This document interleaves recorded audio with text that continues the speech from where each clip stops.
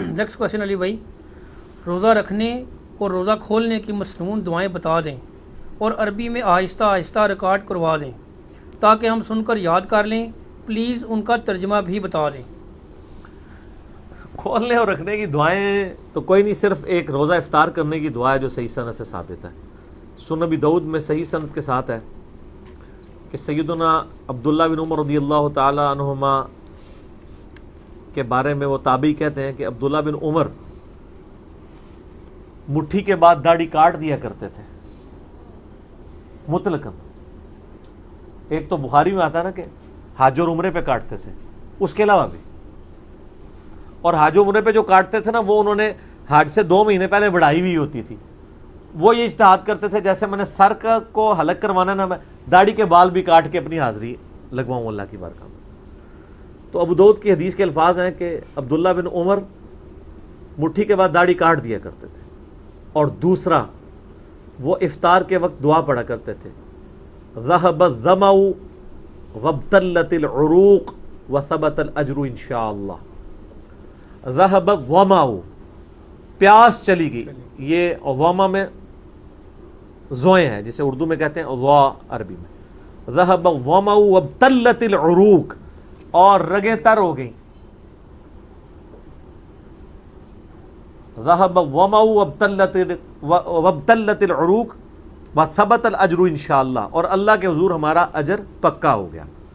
اور ظاہر ہے کہ یہ روزہ کھولنے کے بعد کی دعا ہے، پہلے کی نہیں ہے، یعنی جب آپ پانی پی لیں، رگ تر کر لیں۔ یہ ایک دعا ثابت ہے افطار کے وقت، بلکہ سنن ابن ماجہ میں حدیث ہے کہ روزہ دار کی دعا قبول ہوتی ہے خصوصاً افطار کے وقت۔ افطار کے وقت آپ تمام مسنون دعائیں کریں، صبح و شام کے جو اذکار میں شام کے اذکار ہیں وہ بھی کریں، اور دعائیں کریں صبح و شام کے اذکار جو بلو کارڈ پہ ہیں، گرین کارڈ والی دعائیں کریں، قرآنی دعائیں کریں، جتنی مرضی دعائیں مانگیں، اور یہ والی دعا افطار کے بعد ہے۔ باقی یہ جو پبلک میں ایک مشہور دعا ہے نا، اللہم انی لک صمت وبک آمنت وعلیک توکلت وعلی رزقک افطرت، پہلے تو یہ دعا ہی انہوں نے نا ضرب تقسیمیں لگا کے لمبی کی ہوئی ہے۔ یہ دعا صرف اتنی ہے، اللہم لک صمت وعلی رزقک افطرت، بس۔ صحیح۔ لیکن یہ آپ کو پتہ نا ان کی تسلی نہیں ہوتی، وقنا عذاب القبری وقنا عذاب الحج، یہ خود لگایا ہوا ہے انہوں نے۔ ان کو کہیں یہ جو دعا حنفی بتا رہے ہیں یہ دعا خود کدھر لکھی ہوئی ہے، تو یہ دعا بھی نہیں حدیث کی کتاب سے دکھا سکتے۔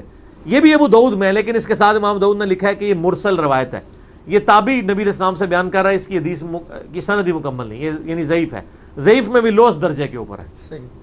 لیکن وہ بھی دعا غلط ہے، وہ جو حدیث میں الفاظ ہیں وہ یہ نہیں ہے، وہ یہ ہے اللہم لک صمت وعلی رزقک افطرت۔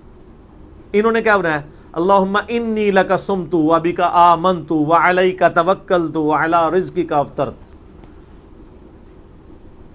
کتنی چیزیں جوڑی ہیں انہوں نے، تو جوڑتے جاتے ہیں جوڑتے جاتے ہیں جوڑتے جاتے ہیں۔ روزہ رکھنے کی تو کوئی دعا نہیں ہے، روزہ رکھنے کی نیت ہے صرف، اور نیت دل کے ارادے کا نام ہوتا ہے، زبان سے نہیں، وہ بھی انہوں نے بنائی ہوئی ہے۔ وَبِصَوْمِ غَدٍ نَوَيْتُ مِنْ شَهْرِ رمضان، میں کل کے رمضان کے روزے کی نیت کرتا ہوں، آج کی تو نہیں کرتا، وہ ایک دن پہلے ہی کر وہ لفظ بھی بنا رہے تھے، کوئی صحیح بنا دے یار۔ پھر کہتے ہیں بزرگاں نے چینگے لانا ہے، بزرگاں نو آج کل کا بھی فرق نہیں سی پتا، ٹھیک ہے نا؟ تو ہونا چاہیے کہ میں آج کے روزے کی نیت کرتا ہوں، ہاں ایک دن پہلے، لیکن وہ ہے ہی غلط ہے، نیت تو دل کا ارادہ ہے۔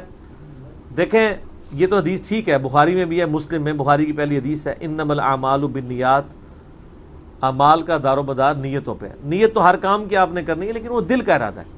آپ کبھی وضو کے لیے کرتے ہیں نیت؟ نہیں۔ نیت کرتا ہوں اس وضو کی خاص واسطے نماز عشاء کے،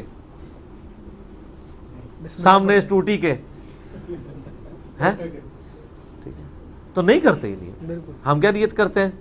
صرف وضو سے پہلے دعا پڑھتے ہیں بسم اللہ یا بسم اللہ الرحمن الرحیم، دیٹس آل۔ باقی اور یہ ساری نیتیں بھی جو ہے نا یہ دعائیں ہوتی ہیں، نیت کہیں بھی نہیں آتی ہے، نہ نماز کی کوئی نیت ہے، نہ کوئی روزے کی نیت ہے، اور حج کے لیے ہے وہ بھی نیت نہیں، اس کو دعا ہی کہنا چاہیے۔ تو باقی تو جتنی بھی صبح شام کے اذکار ہیں وہ سب کی سب دعائیں ہیں، تو آپ یہ دعا مانگیں، ذهب الظمأ وابتلت العروق وثبت الاجر انشاءاللہ۔